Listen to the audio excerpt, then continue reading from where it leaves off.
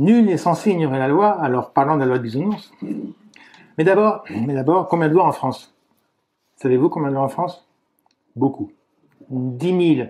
Impossible de les connaître toutes. Et beaucoup sont obsolètes. La loi de 1800, qui interdisait le port du pantalon aux femmes, n'a été abrogée qu'en 2013. Mesdames, vous faisiez de la désobéissance civile sans le savoir. Il est temps de faire de la désobéissance civile en le sachant. La vérité, c'est que plus il y a d'interdits et de prohibitions, plus le pays est pauvre. Plus il y a de lois, plus il y a de brigands. C'est pas moi qui le dis, c'est Lao Tse. Ça ne date donc pas d'hier. Plus proche de nous, Voltaire a dit « Ce qui m'a dégoûté de la profession d'avocat, c'est la profusion de choses inutiles dont on a voulu charger ma cervelle. » Tu m'étonnes. Non, la loi de Bisounours, elle tient dans la main. Juste 5 mots. Le courage, chassez la peur, soyez courageux. La générosité, chassez la cupidité, soyez généreux. L'humilité, chassez l'orgueil, soyez humble. La coopération, donc, chassez la compétition, aidez-vous les uns les autres. C'est comme une barricade, on est d'un côté ou de l'autre, il n'y a pas de milieu, c'est binaire. On a vu 4 mots, il en reste un. Le 5e élément. Peu importe quel doigt on assigne aux 4 premiers, mais le 5e va avec le pouce. La vie nous a donné le pouce opposable pour que nous puissions tenir un stylo. C'est une même pratique pour écrire et accumuler la connaissance. La vie nous a donné le pouce opposable, mais par contre il a fallu se débrouiller pour stylo les papiers, et ça a été plutôt long. Le pouce représente la connaissance. Chassez l'ignorance et ayez soif de connaissance. Et là, c'est pas binaire. Comment? Avec l'humilité. L'humain humble apprend de tout et de tout le monde, tout le temps et partout. L'humain orgueilleux a déjà toutes les réponses. On peut apprendre la loi de Bisounours dès l'école primaire. Il suffit d'un gant avec 5 doigts. Un gant avec 5 mots au bout des doigts.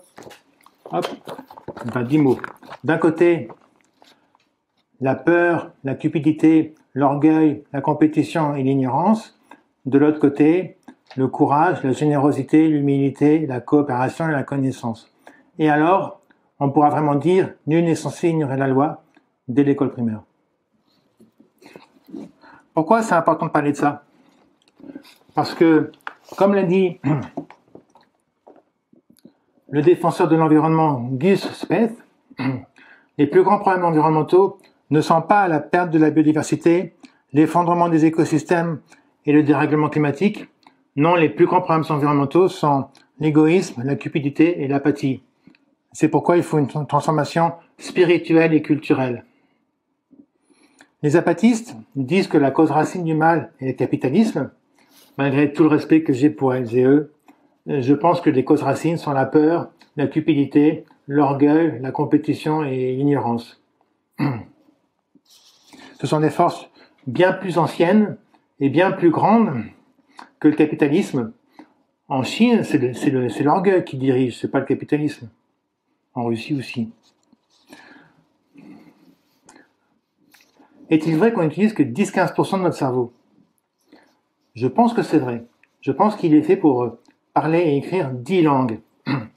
Les animaux peuvent communiquer, aimer, utiliser des outils, apprendre, mais ils n'ont qu'une seule langue et ils n'ont pas l'écriture. Parler et écrire plusieurs langues, c'est ce qui nous distingue. Parlons et écrivons tous 10 langues. Moi, je propose arabe classique, grec ancien, latin, sanskrit et chinois et encore 5 langues de plus. Ça fait 10 langues. C'est très peu en fait. L'humanité, il y a 7000 langues. Donc 10 langues, en fait, c'est peu. Et il y a 2 autres choses qui nous distinguent. Notre capacité à détruire l'environnement et notre capacité à évoluer en tant qu'espèce. Si on laissait ça tomber. Nous avons déjà tout ce qu'il nous faut et même bien trop. Comme a dit Antoine Saint-Exupéry, la perfection est atteinte non pas quand il n'y a plus rien à ajouter, mais quand il n'y a plus rien à enlever.